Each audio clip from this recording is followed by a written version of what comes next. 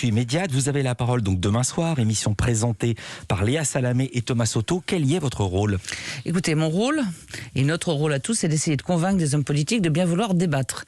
Moi qui ai commencé il y a un certain temps, je peux vous dire que c'était absolument pas un problème. On pouvait faire un Strauss-Kahn Sarkozy, on pouvait monter tous les Allègre, Madelin. Ils étaient tous preneurs, ils étaient d'accord pour débattre et ça n'était pas un problème. Aujourd'hui, la spécificité de l'émission, enfin qu'on a choisi, c'est d'être la chaîne du débat parce que les interviews, il y en a absolument partout. Et on s'est dit que ce qui était intéressant, ce qui intéressait les gens, c'était ce fameux débat. Et je peux vous dire que c'est assez compliqué parce que chacun a son agenda. Chacun souhaite parler en septembre, en octobre, au mois d'avril et préfère ne pas trop débattre maintenant.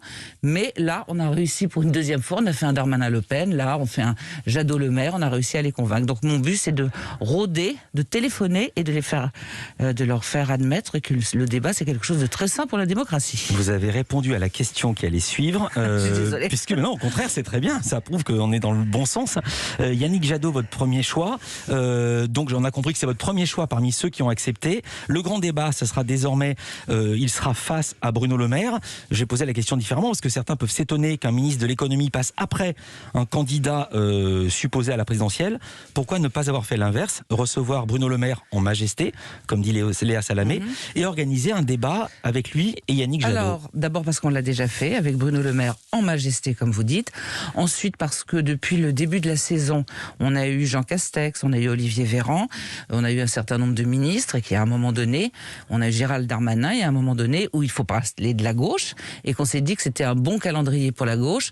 Un bon calendrier parce que Yannick Jadot organise dans quelques jours après l'émission une sorte de sommet pour essayer de réunir les socialistes, la France Insoumise et les Verts sans grand espoir, mais il le fait quand même. Parce qu'il y a Éric Piolle dans la boucle. Donc on s'est dit c'était exactement le moment.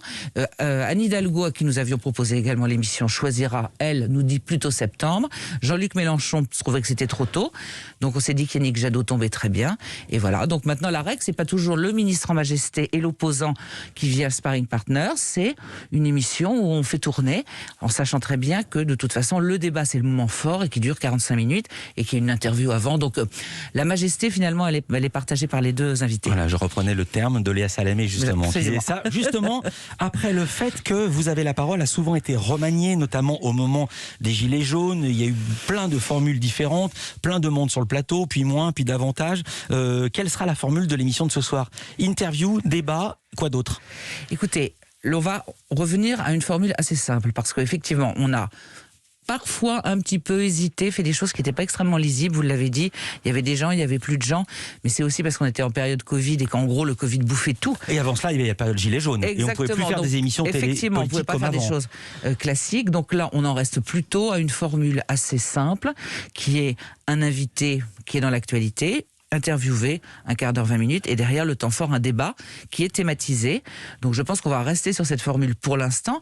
Après, quand la présidentielle va s'approcher, c'est à partir de septembre, on fera probablement des choses un petit peu plus complexes, mais pour l'instant, sur cette saison, c'est la formule, et on verra à la rentrée. Pas d'invité annexe, pas de cerise sur le gâteau, si je puis me permettre. Les cerises, toutes vos cerises sur le gâteau, probablement. Ce sont vos cerises.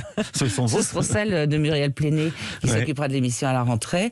On verra, on fera forcément des petites formules, des petites choses pour rendre l'émission plus attractive, mais pour l'instant, on est resté sur une chaîne de débat. Et puis on verra, le Covid sera peut-être terminé, on pourra peut-être enfin parler politique. Je vous pose la question. Vous avez la parole, la suite, ça continue? Bien sûr. Deuxième partie sur l'écologie. Alors là, le dispositif, ce sera lequel? Parce que la dernière fois, il y avait des éditorialistes, de la presse régionale, de la presse nationale. Cette fois-ci, ce sera pareil? Ça sera pareil. Il y a un certain nombre d'intellectuels, entre guillemets, si tant est que les journalistes n'en soient pas. Et il y aura également des journalistes. On fait un petit peu en fonction de l'actualité, on fait en fonction aussi de la crise sanitaire. La dernière fois, on avait des politiques qui étaient entre deux trucs de plexiglas, ce qui est un cauchemar absolu pour essayer de faire un débat. Là, il y aura un certain nombre d'invités comme Eugénie Bastier, comme Étienne Gernel, pour débattre autour de l'écologie et de savoir surtout si c'était à nouveau une espèce de forme de la société que nous proposent les écologistes, c'est une société extrêmement contraignante, ou si ce sont simplement des gens qui s'inquiètent pour le climat, ou alors si c'est plus compliqué que ça. Donc ça risque d'être assez animé. Étienne Gernel, le patron du Point, vous serez présente en plateau, Nathalie Saint-Cric. Oui. Et le ton est plus libre, moins corseté, dont vous avez la parole la suite que dans la première émission. Il n'y a pas de politique, donc il y a des gens d'abord. Il est tard.